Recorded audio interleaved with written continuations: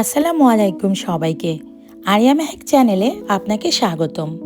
রমজানে আমরা অনেক সময় বেশি খেয়ে ফেলি, কিন্তু আমি চেষ্টা করেছি আজকে হেলদি ও ব্যালেন্সড একটি ডায়েট রাখতে। চলুন দেখি আজকের ইফতার থেকে সেহরি পর্যন্ত আমার প্ল্যান। 3টি ভাগে আমি রেখেছি ভিডিওটি: ইফতার, সন্ধ্যা, রাতের খাবার এবং সেহরি। ভিডিওটি ভালো লাগলে একটি লাইক করবেন এবং সাবস্ক্রাইব করে পাশেই থাকবেন।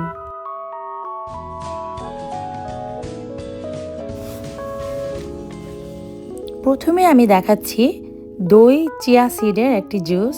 এখানে আমি 1 গ্লাস দইয়ের পানি নিয়েছি। দইয়ের পানি বলতে 2 টেবিল চামচ দইয়ের মধ্যে গ্লাস ভর্তি করে পানি নিয়েছি। এখানে আমি 1 চা চামচের একটু বেশি চিয়া সিড দিয়েছি। এইভাবেই কিন্তু আপনারা চাইলে চিয়া পুডিংও বানিয়ে নিতে পারেন। সেই ক্ষেত্রে দইয়ের সাথে পানি মিশাবেন না, দইয়ের সাথে আপনারা 1 টেবিল চামচের মতো চিয়া সিড নেবেন এবং এটা অ্যাটলিস্ট ইফতারের 1 থেকে 1.5 ঘন্টা আগে বানিয়ে রাখবেন। সো আমার এই জুসটাও আমি ইফতারের ঠিক 1.5 ঘন্টা আগে বানিয়ে রেখেছি।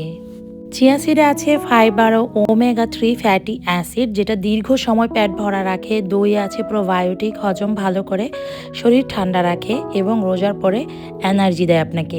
এখানে মোটামুটি 100 ক্যালোরির মতো আছে, যেটা পরিমাণের উপরে নির্ভর করে।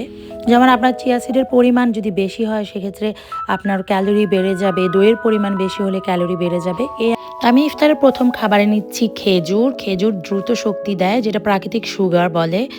এবং ফল নিচ্ছি আমি, আপনারা ঘরে থাকা যে কোনো ফলে নিতে পারেন। দেশীয় ফলগুলো নিতে পারেন, দেশীয় ফলগুলো আরও বেশি ভালো। বাংলাদেশে যে দেশীয় ফলগুলো পাওয়া যায়, এটা হবে আপনার সন্ধ্যা রাতের খাবার। এটাখানে আপনি 150 ক্যালোরির মধ্যে নেবেন। এরপরে নামাজের পরে আপনারা নিতে পারেন 1 বাটি হালিম, তারপরে কিছু সালাদ, শসা, গাজর, এই ধরনের সালাদগুলি আপনারা নিতে পারেন। আপনারা অবশ্যই সালাদ নেবেন এবং চেষ্টা করবেন সালাদটা আগে খাওয়ার জন্য, এরপরে ভারী খাবারটা খাবেন। সেক্ষেত্রে খাবারের উপরে চাপটা একটু কমে। আর যারা এই সময়টা নামাজের পরে যাদের ভাত খেয়ে অভ্যাস, তারা চেষ্টা করবেন সেহরিতে তাহলে ভাতটা না রাখার জন্য, একটু ব্যালেন্স করবেন।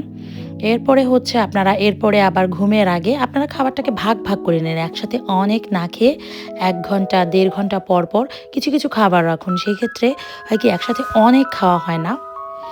রমজানে ওজন কমার বদলে আমাদের আরও বেড়ে যায়, তার কারণ হচ্ছে আমরা একবারে অনেক খাবার খেয়ে ফেলি। সো আপনারা খাবারটাকে ধাপে ধাপে 1-1.5 ঘন্টা পরে পরে কিছু কিছু খাবেন। এরপরে আমি এই যে ঘুমের আগে 1 বাটি দই, তার মধ্যে একটি খেজুর দিতে পারেন। খেজুর হচ্ছে প্রাকৃতিক সুগার। টক দইটা নেবেন। আর হচ্ছে একটু বাদাম নিচ্ছি। বাদামে ভালো ফ্যাট এবং প্রোটিন আছে। দই হজম ঠিক রাখে। তারপর রাতের অতিরিক্ত যে একটা ক্ষুধা থাকে, সেই ক্ষুধাটা কিন্তু কমিয়ে দেয়। সো এইখানে আমি 150 ক্যালোরির মতো নিয়েছি।